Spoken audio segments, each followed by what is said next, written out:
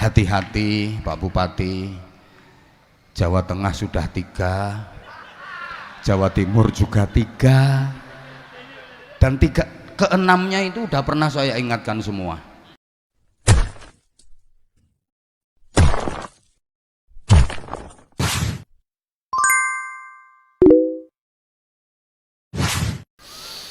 Assalamualaikum warahmatullahi wabarakatuh.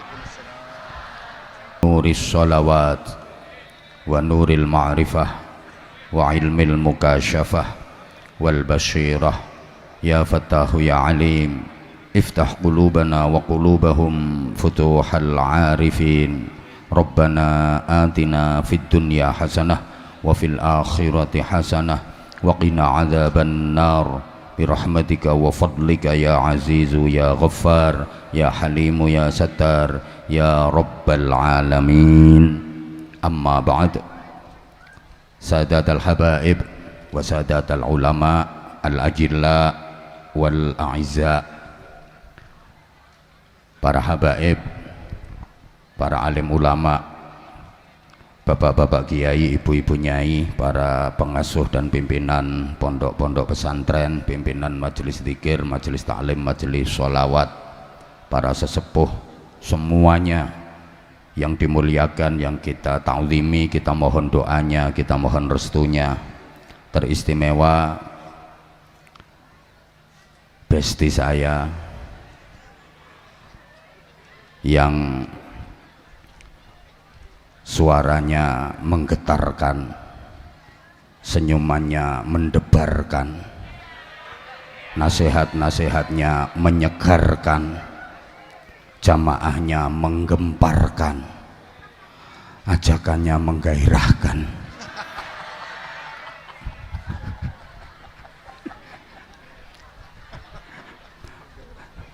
Kita doakan sama-sama beliau diparingi sehat wa afiyah, panjang umur. Habib, saya nggak bisa membayangkan Az-Zahir tanpa Habibidin, dan Zahir Mania belum siap kehilangan dirimu. Jangan mati dulu. Mudah-mudahan selalu istiqomah mengajak Zahir Mania, mengajak masyarakat umat untuk menggelorakan sholawat, mencintai Nabi Muhammad sampai mendapatkan cintanya Nabi Muhammad, sampai berhak mendapatkan syafaatnya Nabi Muhammad. Az-Zahir yang makin bersinar, makin berkibar, go internasional terus, baru pulang dari Taiwan, dan masih banyak lagi agenda-agenda luar negeri berikutnya. Mudah-mudahan tambah lancar, tambah maslahah, manfaah dan barokah.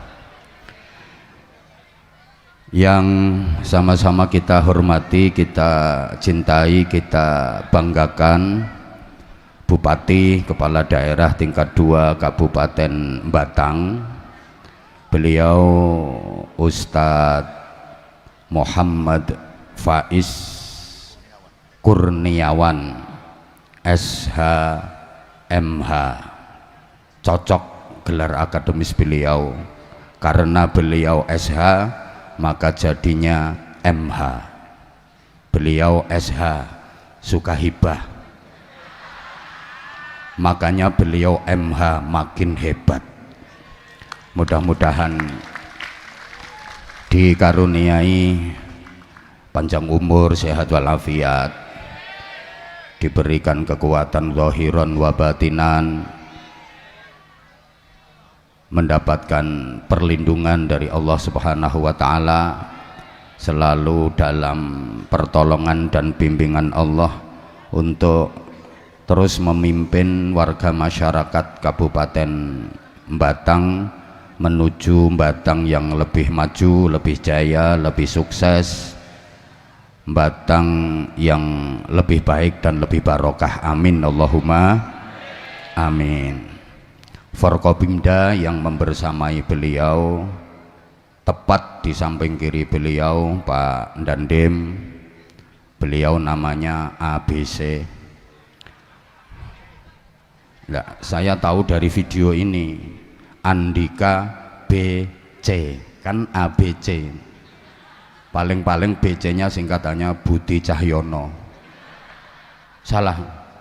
Kalau pengen benar ya kasih map ke saya yang ada tulisan nama komandan, biar saya nggak salah menyebutkan nama. Mudah-mudahan makin sukses dalam karir, mudah-mudahan terus istiqomah mengabdikan diri untuk masyarakat, bangsa dan negara kesatuan Republik Indonesia. Hadir juga Ibu Kapolres Batang AKBP Veronica. Saya juga tahu nama beliau, ini pas ada di TV yang senyumnya menawan. Mudah-mudahan di bawah komando beliau wilayah hukum Mapolres Batang makin kondusif, aman dan terkendali. Sukses Bu Kapolres. Ketua dan wakil serta anggota DPRD Kabupaten Batang yang hadir, Kepala Kejaksaan Negeri, Kepala Pengadilan Negeri, Kepala Pengadilan Agama, Ketua MUI, Ketua FKUB, Ketua PCNU, Ketua PD Muhammadiyah, Ketua PD LDII, dan ketua-ketua yang lain bersama seluruh pengurusnya, Ketua Cabang Tim Penggerak PKK Kabupaten Batang bersama seluruh ketua ranting yang hadir, Ibu, tamu undangan yang kita hormati, Zahir Mania, hadirin hadirat, mustami'in mustami'at, adamakumullah fi rahmatihi wa barakatihi wa ridhah. Mudah-mudahan semuanya selalu dirahmati, dibarokai dan diridhai oleh Allah Subhanahu wa ta'ala. Sebagaimana beliau Habibidin tadi, saya juga mengucapkan Dirgahayu Kabupaten Batang yang ke-60. Mudah-mudahan Kabupaten Batang menjadi kabupaten yang gemah ripah loh jinawi, panjang apunjung, pasir awukir, murah kang sarwa tinumbas, subur kang sarwa tinandur, toto titi tentrem kerto raharjo, Batang menjadi dairatan thayyibatan wa rabban ghafura, amin Allahumma amin. Ini syarat mutlak, pemimpinnya harus baik. Maka mohon doa dari seluruh warga masyarakat Kabupaten Batang, mudah-mudahan Pak Bupati ini menjadi pemimpin yang amanah dan adil. Udah dua itu yang paling penting pemimpin itu. Satu amanah, dua adil. Kalau pemimpin itu bisa amanah dan adil, insya Allah beres semuanya. Tapi sebaliknya, kalau pemimpin itu khianah dan zalim, pasti rusak semuanya. Mohon doanya seluruh warga masyarakat Kabupaten Batang, karena pemimpin itu berat tanggung jawabnya dunia akhirat. Memang sih, kalau pemimpin itu amanah dan adil, yaumun wahidun min imamin adilin ya'dilu ibadata sittina sanah. Sehari saja bagi pemimpin yang adil itu menyamai ibadah sunnah 60 tahun, siangnya puasa, malamnya tahajud. Padahal pemimpinnya nggak ngapa-ngapain, asal adil dalam memimpin, udah nggak tahajud, nggak puasa sunnah, nggak zikir, itu nilainya menyamai ibadah sunnah 60 tahun, siang harinya puasa, malamnya tahajud, padahal sehari. Lah kalau satu periode 5 tahun coba, apalagi insya Allah beliau 2 periode, amin. Kalau adil, udah nggak ada yang bisa mengalahkan pahalanya beliau. Kalau adil, kalau amanah. Tapi kalau khianah, kalau zalim, sehari dosanya sama dengan maksiat 60 tahun. Makanya boleh disaksikan semua yang hadir di sini. Sampai kapanpun saya Habibidin nggak bakal mencalonkan diri jadi bupati. Karena nggak bakal ada yang milih. Nggak sanggup saya, jujur Pak Bupati, saya nggak sanggup. Suruh jadi bupati saya nggak sanggup. Pertama jelas nggak ada yang milih. Kedua karena beratnya tanggung jawab. Udah saya gini aja, saya telateni, alhamdulillah sudah renes. Saya syukuri. Berat. Tuh, pemimpin itu kan penguasa, Al-Malik itu penguasa. Kalau berdasarkan urutan Asmaul Husna Kiai, harus Al-Quddus, As-Salam, Al-Mu'min, Al-Muhaimin, Al-Aziz, minimal itu. Satu, Al-Quddus harus suci niatnya, bersih hatinya, bersih, tidak cacat hukum. Alhamdulillah sampai detik ini saya belum pernah mendengar Muhammad Faiz Kurniawan terkena masalah hukum. Alhamdulillah. Dan seterusnya. Hati-hati Pak Bupati. Jawa Tengah sudah 3, Jawa Timur juga 3, dan 6-nya itu udah pernah saya ingatkan semua. Ada yang viral, ada yang setengah viral. Gak nurut tuh. Mulane nurut sampean. Insya Allah nggak sampai pakai rompi warna oranye. Duh, harus Al-Quddus. Niatnya betul-betul untuk mengabdi dan melayani masyarakat. Kemudian kedua, As-Salam, menyelamatkan dan mensejahterakan rakyat, bukan untuk keluarga, golongan, kepentingan pribadi, apalagi untuk memperkaya diri sendiri. Mesti konangan, gak kira enggak. Dah, pengadaan mobil dinas biasa-biasa saja, renovasi rumah dinas biasa-biasa saja, nggak usah over. Kemarin saya di Kaltim demo rame banget, mobil dinas kok 8M.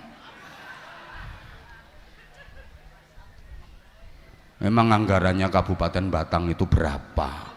Mentang-mentang mau jadi kabupaten industri.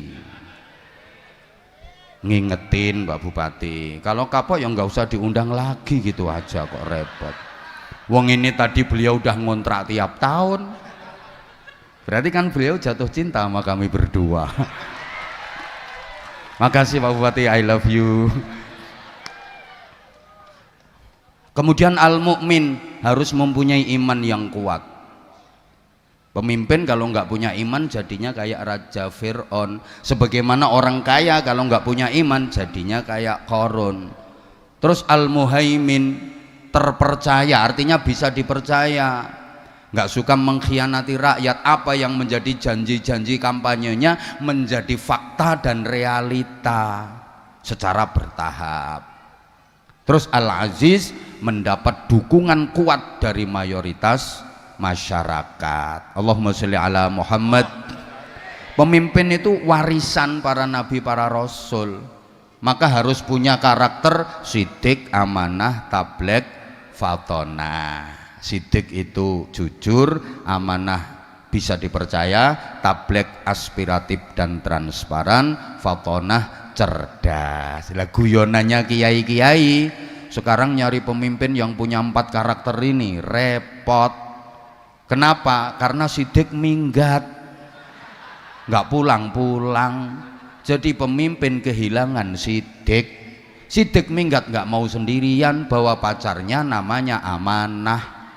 Amanah itu katut sidik minggat, maka pemimpin juga kehilangan amanah. Wong dibawa minggat sama sidik, tablignya udah dipakai di mana-mana, tablik akbar, tablik akbar, tablik akbar di mana-mana. Pemimpin nggak kebagian tablik, tinggal satu fatonah jadi TKW di luar negeri, habis semuanya.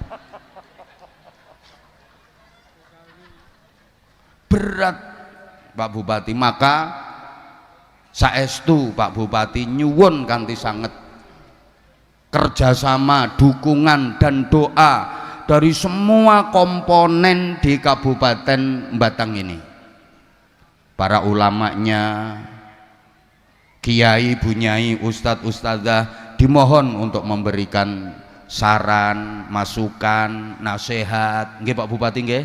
Kalau dinasihati kiai diterima Pak Bupati, jangan cuma iya di depannya saja. Kowe menengok Kim. Loh. Semua butuh kerjasama, kompak, karena sehebat-hebatnya Pak Bupati, kalau nggak didukung oleh semua elemen dan komponen yang ada, remek. Maka kunci utama kesuksesan dan keberkahan itu rukun. Rukun itu kan pilar utama penyangga kesuksesan dan keberkahan. Asal mau rukun, yang sulit jadi mudah. Asal mau rukun, yang berat jadi ringan. Asal mau rukun, yang nggak enak itu loh jadi enak. Saya sering mencontohkan, kalau ijen-ijen sendiri-sendiri nggak enak, tapi kalau mau rukun jadi enak. Coba ibu-ibu ke dapur, apa ada bumbu dapur itu yang enak kalau sendiri-sendiri? Nggak ada Bu. Lombok yo ora enak, nek dhewean lho. Brambang yo ora enak, nek dhewean. Terasi yo ora enak, makanya ora ana wong gadho terasi. Uyah yo ora enak, nek dhewean. Tapi nek gelem rukun, dadi siji no cowek diulet dadi sambel, enak napa mboten? Lho, ra enak tambah ra enak tambah ra enak, nek gelem rukun iso dadi. Allahumma sholli ala Muhammad. Nah, kalau mau rukun, yang lemah jadi kuat. Coba perhatikan gedung-gedung yang ada di sekeliling kita, itu bisa kuat, itu bisa berdiri kokoh, ya karena ada kerukunan dari bahan-bahan bangunan yang ada, sehingga rukun ndak harus sama. Mau rukun jangan nunggu sama dulu. Wong kadang-kadang yang sama aja nggak bisa rukun kok. Ada apa enggak kira-kira? Loh, sama tapi nggak bisa rukun. Ada apa enggak? Ada. Sama-sama pegawai Pemkab tapi nggak rukun. Ada apa enggak? Ada apa enggak? Orangnya datang di bawah apa di panggung?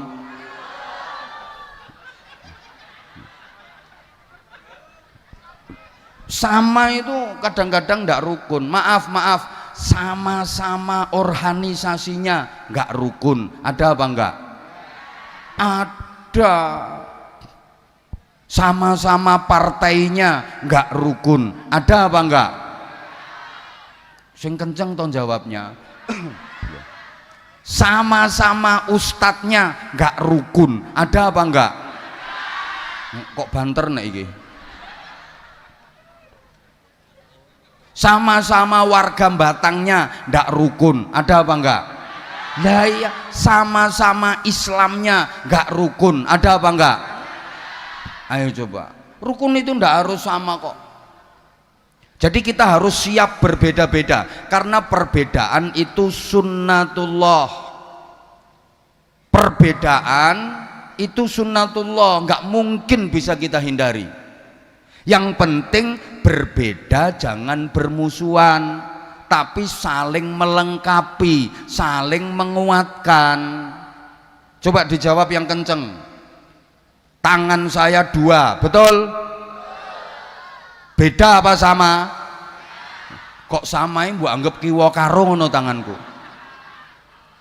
Ya beda, wong kanan sama kiri beda, tapi kompak, saling melengkapi. Demikian pula kaki saya dua, beda kanan sama kiri, tapi saling melengkapi. Makanya kalau dipakai jalan nyaman, enak. Kanan maju, kiri mundur, kiri maju, kanan mundur. Coba kalau nggak mau kerjasama, nggak mau saling melengkapi, tangan dua-duanya waktu jalan pengen maju, jadi vampir.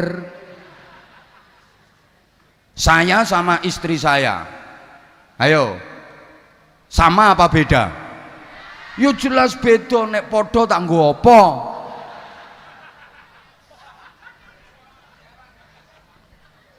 Beda tapi saling melengkapi. Gitu loh. Kayak lampu, tujuannya nyala, maka kabelnya harus berbeda, positif dengan negatif. Coba kalau lampu itu kabelnya sama-sama positif, nyala apa konslet? Konslet. Lampu kok kabelnya sama-sama negatif, nyala apa konslet? Konslet. Gitu loh. Rabi kok podo lanange, rabi kok podo wedoke, nyala apa konslet? Itu.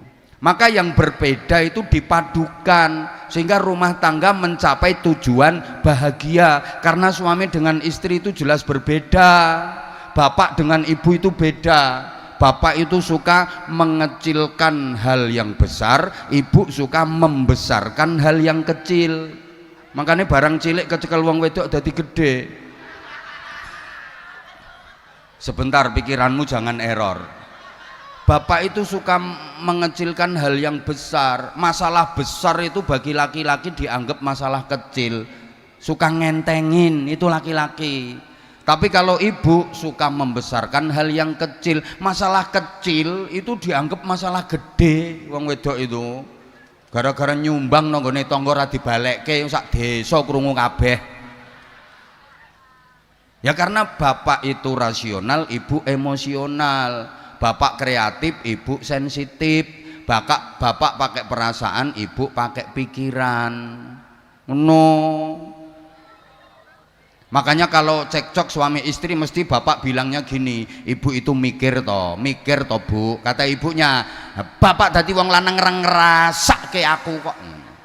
Mergo sijine mikir, sijine ngrasake. Berbeda sifat dan karakternya, tapi saling melengkapi, saling mengisi. Nanti jadi kuat. Allahumma sholli ala Muhammad. Oke. Kayak bangunan itu loh, bahan-bahannya kan berbeda-beda. Ada besi, ada pasir, ada semen, ada batu koral, ada batu bata. Betul? Nah, tapi saling melengkapi, saling menguatkan, maka dia kokoh. Coba kalau bangunan itu bahannya sama semua, semen kabeh, yo ora dadi bangunan. Halo? Ya Allah. Maka seluruh komponen yang ada di Kabupaten Batang ini harus saling melengkapi, saling menguatkan. Kelemahan masyarakat kita itu apa? Ya semua komponen ada, semua potensi ada, tapi nggak mau bersatu, nggak mau saling melengkapi. Kayak toko peracangan itu loh, masyarakat kita itu ada lombok, ada brambang, ada tomat, ada terasi, ada garam, tapi dewe-dewe.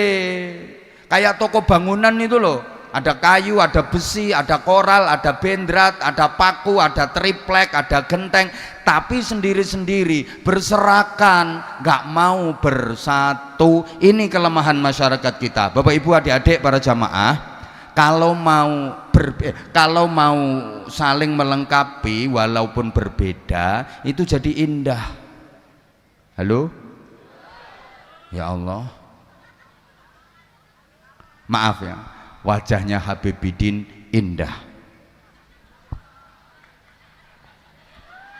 Kenapa? Ya karena berbeda-beda, ada perbedaan tapi saling melengkapi. Ada kening, ada alis, ada kelopak mata, ada biji mata, ada pipi, ada hidung, ada bibir, ada dagu. Coba misalnya wajah beliau ini hidung semua.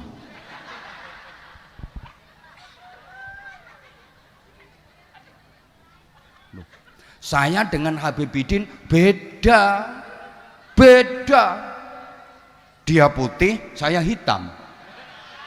Dia mancung, saya pesek. Dia ganteng, saya sopo ngomong elek.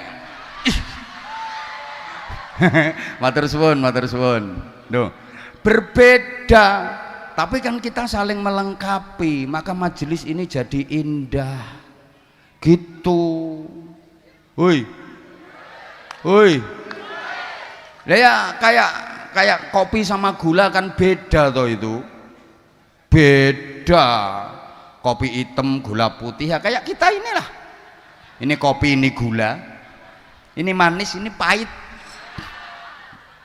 Tapi kan kita saling melengkapi kalau udah bersatu. Dirindukan di mana-mana. Padahal berbeda, semuanya beda. Beliau dengan gayanya, saya juga dengan gaya saya. Senyumnya beda, lirikan matanya beda. Ya semuanya beda, tapi kan saling melengkapi. Gitu loh. Dah pokoknya harus siap berbeda-beda, tapi jangan jadikan perbedaan sebagai musuh, jadikan perbedaan sebagai sarana untuk saling melengkapi dan saling menguatkan. Setuju? Berikutnya, jangan merasa paling penting, jangan merasa paling berjasa, jangan pengen menonjolkan diri. Ini sumber perpecahan. Aku yang paling penting, aku yang paling berjasa, yaitu yang menjadi sebab perpecahan. Karena kalau dipikir semua komponen itu penting. Saya kalau kasih contoh biasanya gini, gedung-gedung yang berdiri kuat kokoh itu ada besinya apa enggak? Ada. Besinya kelihatan apa enggak? Enggak. Tapi semua orang tahu kalau itu ada jasanya besi. Wah, itu gedung bisa berdiri kuat kokoh pasti ada besinya. Semua orang tahu, semua orang mengakui, dan besi juga nggak pengen menonjolkan diri. Biar aku nggak kelihatan nggak apa-apa kok. Orang sudah tahu kalau aku punya jasa. Paham? Coba besi yang ngerasa punya jasa pengen menonjolkan diri karena dia merasa paling penting, harus kelihatan. Ya bangunan itu semrawut, bahasa Inggrisnya the pating serongat and pating jepat. Kenapa? Karena yang punya jasa pengen menonjolkan diri. Nanti semen ngerasa punya jasa juga pengen menonjolkan diri, koral pengen menonjolkan diri, ambruk malahan bangunan itu. Udah gini aja, Habibidin yang ganteng sebelah saya ini ada jantungnya apa enggak? Ya ada, kalau enggak ada jantungnya ya sudah oek. Jantungnya beliau jasanya luar biasa untuk tubuh beliau, memompa darah, mengalirkan ke sekujur tubuh, semua organ tubuh dialiri darah, yang itu jantung yang bekerja keras terus memompa darah. Beliau berdiri jantung bekerja, beliau tidur pun jantungnya terus bekerja. Tapi jantungnya beliau kan nggak pengen menampakkan diri. Coba misalnya jantungnya pengen menonjol, manggon ning bathuk. Paru-paru yo punya jasa pengen ketok, manggon ning dengkul. Usus sih jasanya besar bagi tubuh manusia. Mencerna makanan, sampahnya dibuang, gizi, vitamin, nutrisi diserap tubuh. Itu jasanya usus. Usus nggak mau menonjolkan diri, menonjol sedikit jadi masalah gara-gara usus menonjol. Itu harus dipotong, harus dioperasi karena jadi wasir, ambeien, bahasa Inggrisnya the double gitu. Kenapa? Ya karena ususnya menonjol. Maka kalau ada orang yang suka menonjolkan diri, ini maju karena saya, ini bisa begini karena saya, ya itu orang double. Harus dipotong itu. Harus dipotong. Betul. Yuk belajar ikhlas. Belajarnya seperti itu. Allahumma sholli ala Muhammad. Belajar ikhlas itu begitu. Belajar dari filosofinya besi yang menguatkan bangunan. Dia nggak harus kelihatan. Toh semua orang sudah mengakui jasanya kok. Belajar dari jantung.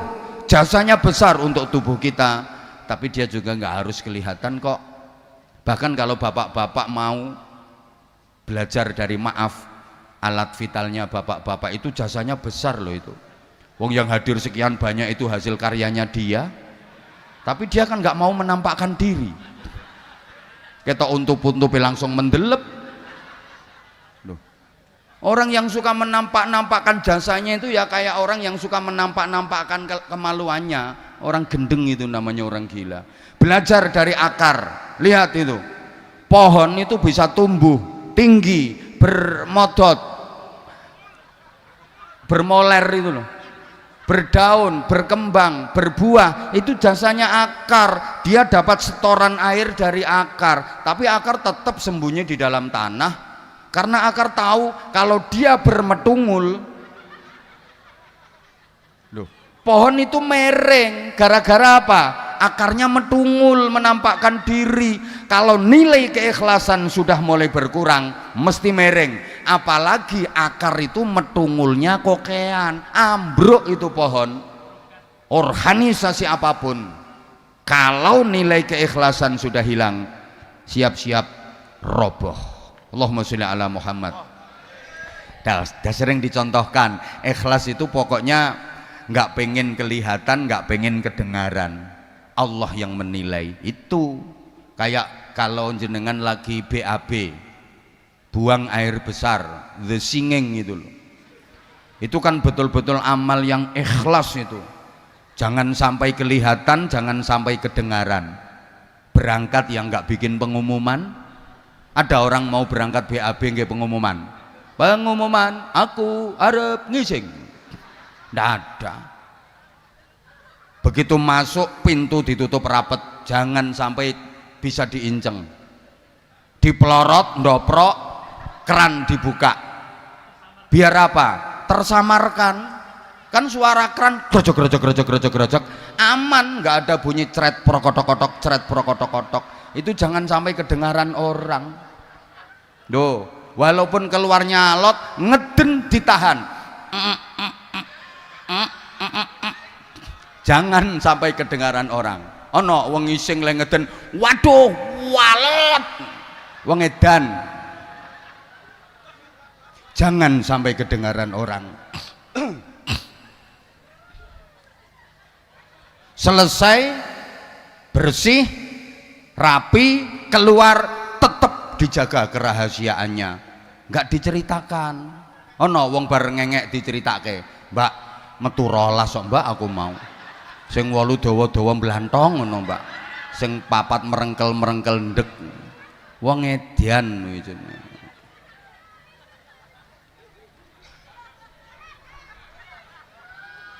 Nah, saya seneng Pak Bupati ini, ya saya mengikuti jenengan Pak, saya mengikuti jenengan, keren. Makanya di awal tadi saya panggil Ustadz. Memang bener-bener bisa ngaji dan paham agama, bukan Ustadz urusan yang ketat-ketat. Memang paham agama betul. Jadi beliau memimpin Kabupaten Batang ini memadukan 3 kinerja. Beliau bekerja dengan keras, beliau bekerja dengan cerdas, dan beliau juga bekerja dengan ikhlas. Tepuk tangan untuk beliau. Nah, ini bukan ngelem saya, wong tadi udah disampaikan kok. Pokoknya Batang ini langsung wet ngene. Dulu siapa yang kenal Batang? Wong Kabupaten Pecan, nyelempet, Pemane sing tekan bawang kono kae. Bawang masih masuk Indonesia ya.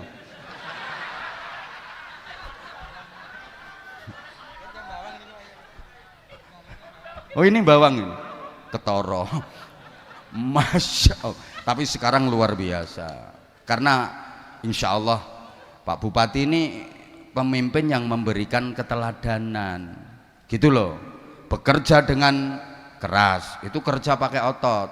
Bekerja dengan cerdas, itu kerja pakai otak. Bekerja dengan ikhlas, itu kerja pakai hati. Prinsipnya begitu. Kerja kalau hanya pakai otot namanya kan kerja keras. Nah, kerja kalau pakai otak namanya kerja cerdas. Kerja kalau pakai hati namanya kerja ikhlas. Halo? Dah. Kerja kalau hanya pakai otot namanya kerja keras, hasilnya pas. Kalau mau kerja pakai otak namanya kerja cerdas, hasilnya lebih luas. Apalagi disempurnakan kerja pakai hati namanya kerja ikhlas, hasilnya tak terbatas. Loh, gathuk-gathuk nong ini ki angel, ora gampang, mulane yo angel. Loh, saya ulang ya, kalau hanya kerja keras hasilnya pas, kalau mau kerja cerdas hasilnya lebih luas, apalagi kerja ikhlas hasilnya tak terbatas. Contoh, yang kerja keras kerja pakai otot, maaf, itu kayak binatang, kayak sapi, kayak kuda, kayak kerbau, kan dia kerjanya hanya pakai otot, hanya kerja keras. Sapi bajak di sawah, kuda narik dokar, ya udah hasilnya pas. Sehari ya cuma dapat segitu, wong dia kerjanya hanya kerja keras pakai otot. Manusia kalau kerja hanya mengandalkan otot saja, kerja keras, hasilnya ya pas. Maaf, kerja kasar. Maaf ya, tidak bermaksud untuk merendahkan, tapi ini motivasi untuk generasi muda, untuk anak-anak. Kalau kerja jangan hanya mengandalkan otot saja, jangan cuma kerja keras saja, hasilnya ngepas. Maaf, pekerja-pekerja kasar itu kan hanya mengandalkan otot, kerja keras, hasilnya ngepas sampai kiamat ya prasejahtera terus. Kalau kerja hanya mengandalkan otot. Tapi kalau mau kerja pakai otak, kerja cerdas, hasilnya lebih luas. Itu kerja profesi. Contoh, dokter. Yuk kerjanya pakai otak, diagnosa penyakit ini, obatnya ini, gitu, hasilnya lebih luas. Dokter itu kan tukang cubles toh. Bandingkan yang kerjanya pakai otot tok, ngebor sumur, itu ya tukang cubles, tukang ngebornya loh maksudnya. Suntike gedine kaya ngono, abot melet-melet pendeng gowo-gowo, nggone panas, awake kotor, sing dicubles alot, brus, cerot, ratusan kali, belum ngongkeknya, tarik, cubles brus, seharian paling 200.000. Bandingkan dengan yang kerja cerdas.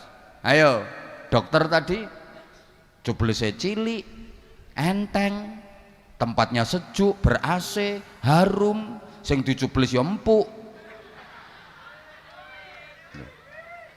iso mbek isik-isik, sekali coblos jus nggak pakai ditawar, gak ono dokter dinyangi, gak ono.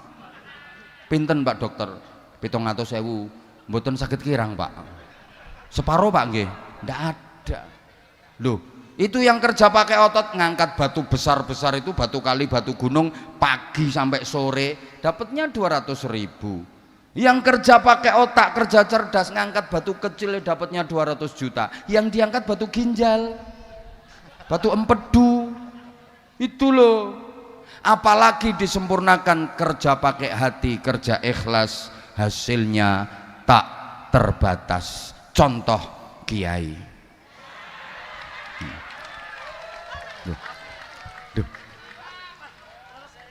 Kiai, pernah lihat kiai ketua MUI ini kerja pakai otot, golek bekicot, nyuloh kodok, ngernet, nyereti geledekan, mikuli bongkotan usung-usung boto, ndak, karena kerjanya pakai hati. Hasilnya tak terbatas gitu loh. Lihat, rumahnya bagus, kendaraan bagus, makan enak loh, nasib bagus. Sebelah ini juga yang ulang tahunnya 8 April enggak kerja keras, kerjanya pakai hati, nasibnya bagus. Yang lain hanya 2 juta, ini rahasia. Lah bupati mau ngasih beliau 2 juta ya malu.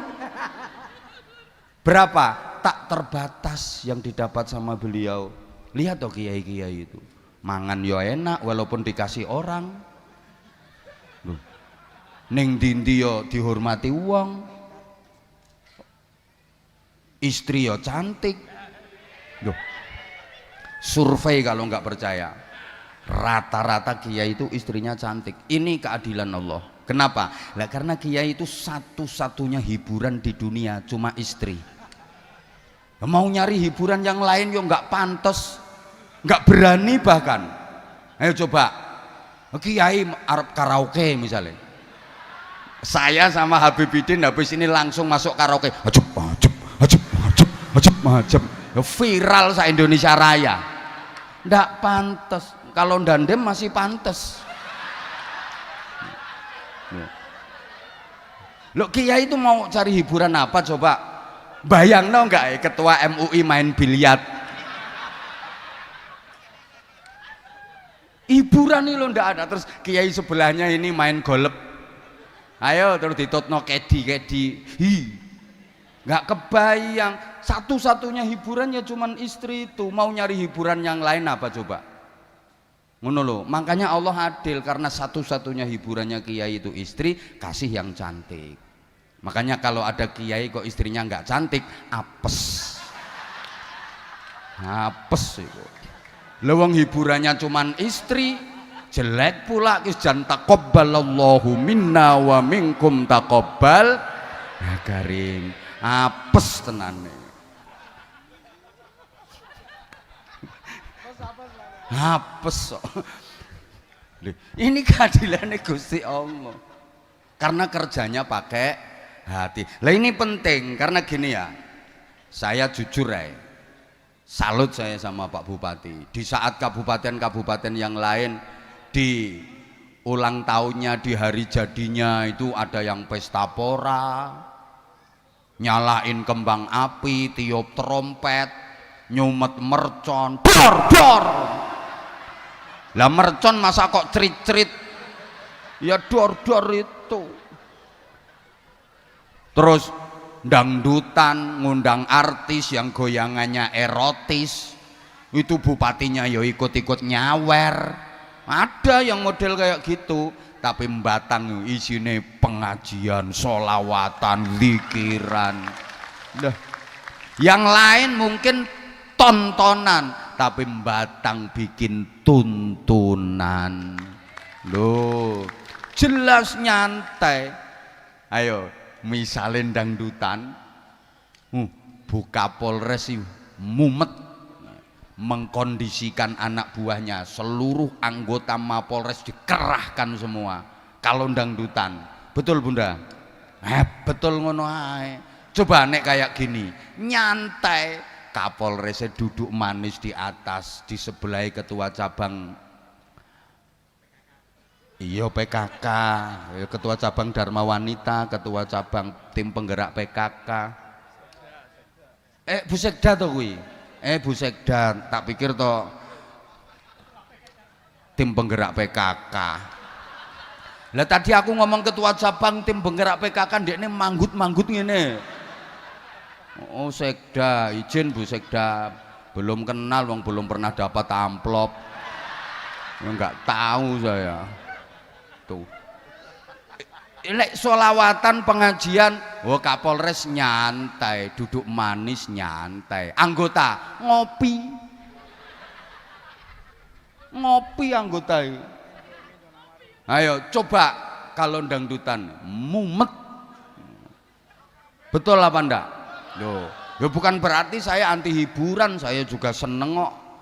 Seneng, tapi kan Pak Bupati ini cerdas. Mana yang manfaat untuk masyarakat? Karena pembangunan itu katanya bukan hanya membangun material tapi juga spiritual. Allahumma sholli ala Muhammad. Karena gini ya, manusia, ini yang hadir manusia semua kan? Oke, sekarang saya urut dulu. Manusia itu kalau dalam Al-Quran diungkapkan dengan 4 kalimat. Semua artinya manusia, tapi konotasinya berbeda-beda. Pertama diungkapkan dengan kalimat al-insan. Ayo sama-sama. Oke, yang ikut menirukan berarti manusia, yang nggak ikut menirukan berarti bukan. Oke, saya ulang dulu. Pertama diungkap dengan kalimat al-insan, bareng. Nah, ini banyak. Yang paling mudah diingat ya dalam surah Al-Ashr, semuanya hafal. Bismillahirrahmanirrahim. Wal asri innal insan.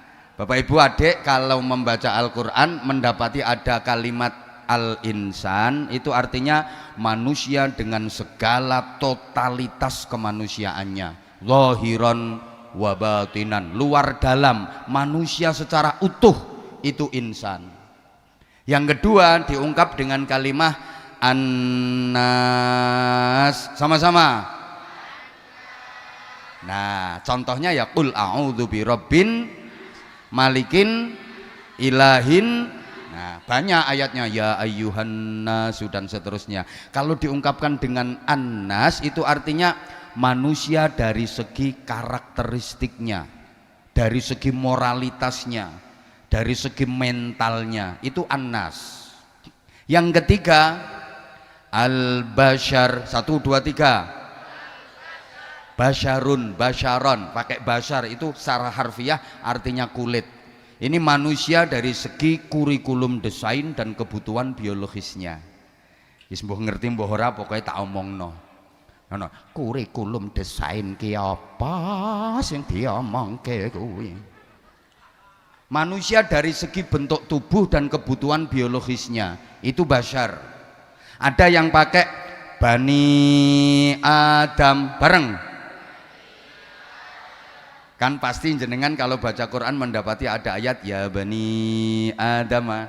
Itu manusia dari segi genetiknya, bahwa semua manusia berasal dari Nabi Adam alaihissalam.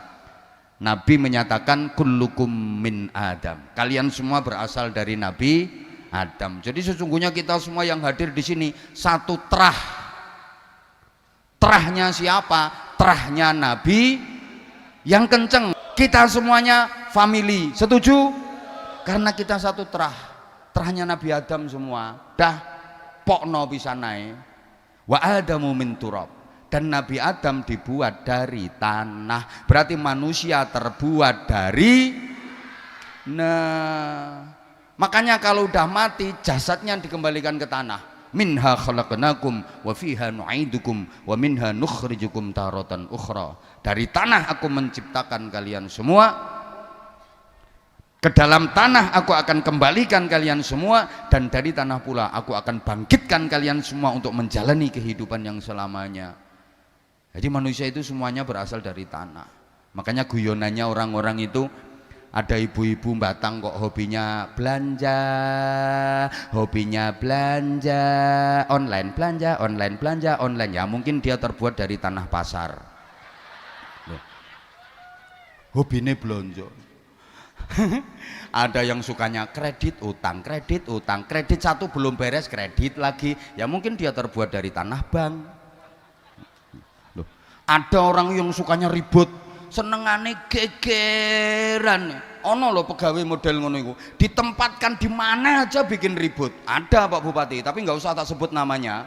Saya tahu ada, ditempatkan di pos mana aja bikin ribut. Ya mungkin dia terbuat dari tanah sengketa yang sertifikatnya belum beres.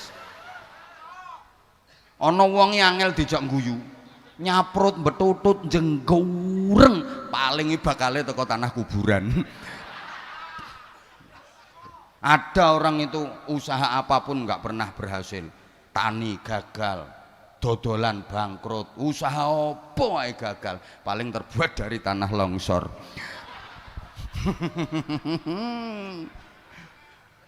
Nah, terus yang dinilai apanya?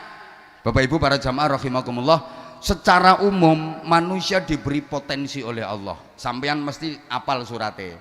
Nanti mungkin akan jadi pertanyaan, yang bisa jawab dapat hadiah sarung cap. Ini sarungnya kayak yang tak pakai ini, sarung mangga. Izin Pak Bupati. Wis kadung terkenal ngono lho. Wa nafsi wa ma sawwaha fa alhamaha fujuraha wa taqwaha qad aflaha man zakkaha wa qad khaba man dassaha. Itu ya, demi jiwa dan penyempurnaannya. Woi. Fa alhamaha fujuraha wa taqwaha. Manusia itu diberi dua ilham oleh Allah, diberi dua potensi, diberi dua bakat sekaligus, potensi fujuraha dan potensi takwaha. Fujur ini potensi keburukan, takwa ini potensi kebaikan. Fujur untuk mengantarkan proses pertumbuhan, takwa untuk mengantarkan proses perkembangan. Manusia itu disebut Pithecanthropus erectus. Wis gak ngerti ya wis. Wong sing diadep iki wonge ayu-ayu tapi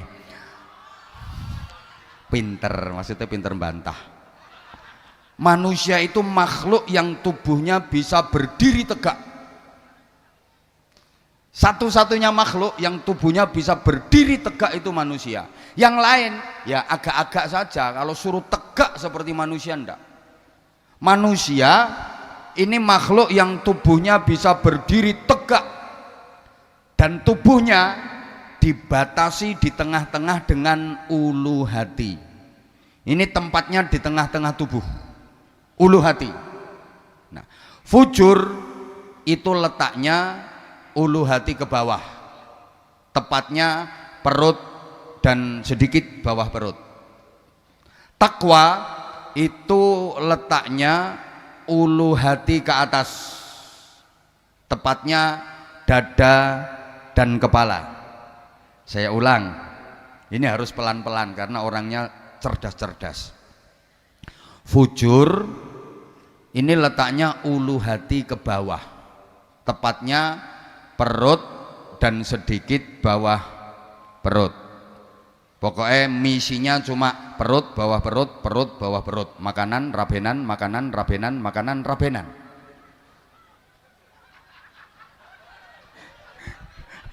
Lemung guyu kok. Iki simbol dunia. Nah, takwa itu letaknya ulu hati ke atas, tepatnya dada dan kepala. Di dada ada hati untuk berzikir, di kepala ada otak untuk berpikir. Ulu hati ke bawah ini isinya tuntutan. Bareng. Mana sing banter? Nah, ulu hati ke atas ini isinya tuntunan. Bareng. Eleng-eleng ya. Yang bawah ini tuntutan, yang atas adalah tuntunan. Maka manusia kalau pengen bisa berdiri tegak, jadi manusia yang baik, benar, selamat, mulia, bahagia dunia akhirat, yang bawah ya harus dijadikan bawahan, yang atas harus dijadikan atasan. Jangan dibalik. Jangan sampai yang bawah dijadikan atasan, yang atas dijadikan bawahan. Jungkir namanya. Pokok yang bawah posisikan sebagai bawahan, yang atas posisikan sebagai atasan. Atasan itu isinya tuntunan, bawahan itu isinya tuntutan. Maka dalam sistem organisasi, atasan itu tugasnya menuntun bawahan agar tuntutannya tidak nyimpang, karena bawahan itu kerjaannya menuntut. Jadi atasan jangan kaget kalau dituntut sama bawahan. Wong bawahan itu kerjaannya nuntut HE. Jadi sukanya kewajiban sedikit, HE akeh. Kalau perlu nggak usah kewajiban, dia dapat HE. Maka ketika HE terpenuhi, bawahan ini senenge ra karuan, polahe ra karuan. Nek dikendangi kayak obah kabeh, HE. Perut sama bawah perut mesti obah kabeh. Tuntutannya apa? Yang penting perut kenyang, bawah perut tegang. Loh, lek ngono ku kecerdasan ngono. Lho nggih. Sehingga atasan ini harus dijadikan tuntunan, diisi dengan tuntunan logika, etika, estetika, syariah, akidah, akhlakul karimah. Aku ki mek ngimbangi bupatimu sing cerdas. Nanti kalau materi saya terlalu ecek-ecek ya nggak diundang lagi nanti. Loh. Tepuk tangan toh. Ngene. Yo ngaji ki yo guyon tapi yo kudu ana ilmune. Trimo cengengesan tok aku ora ngira dikanggokno karo Az-Zahir. Mek trimo cengengesan ora ana ilmune nggo apa? Ra doyan Habib Bidin nek model yo. Kepeksa, kalaupun doyan mesti kepeksa. Hafal saya karakternya beliau. Kalau nggak ada ilmunya buat apa? Lah iyalah, makanya kita awet. Manusia jadi baik itu karena mengikuti atasan, mengikuti tuntunan dada dan kepala. Manusia jadi rusak, jadi bejat itu karena menuruti tuntutan.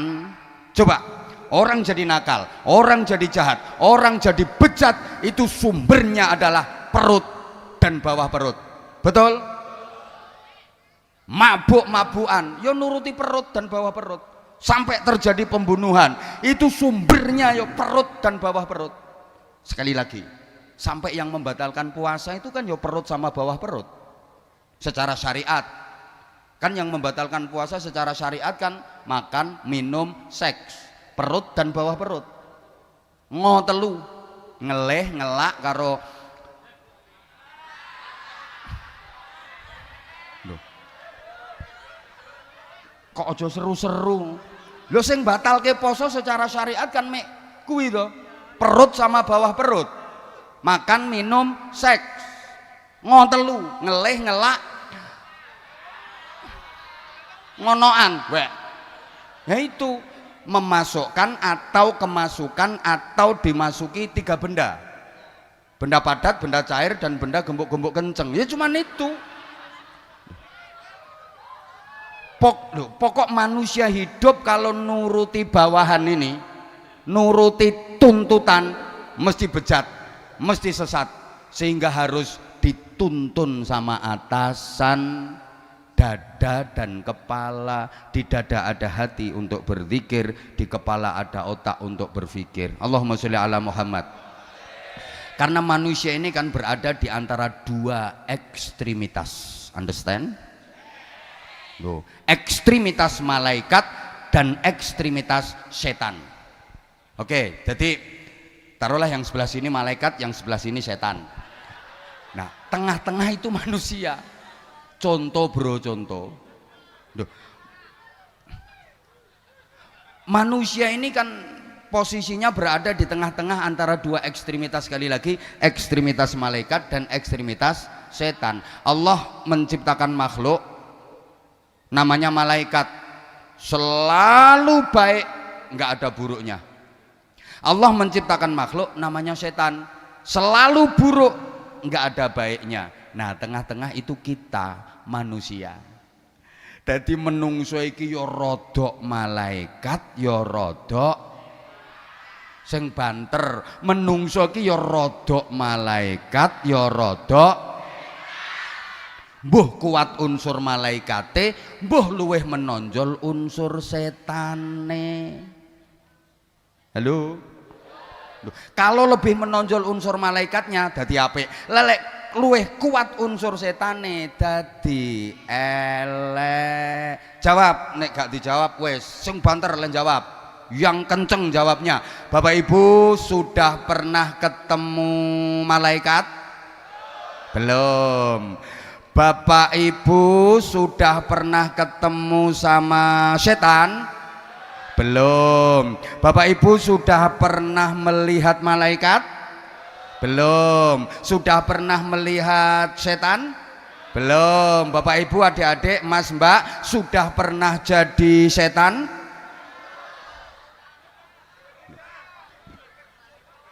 Manusia itu kalau sudah jadi setan bisa lebih setan daripada setan asli. Tak baleni. Pengumuman manusia kalau sudah jadi setan bisa lebih setan daripada setan asli. Setan sing asli ki ora ana ndemeni bojone tanggane.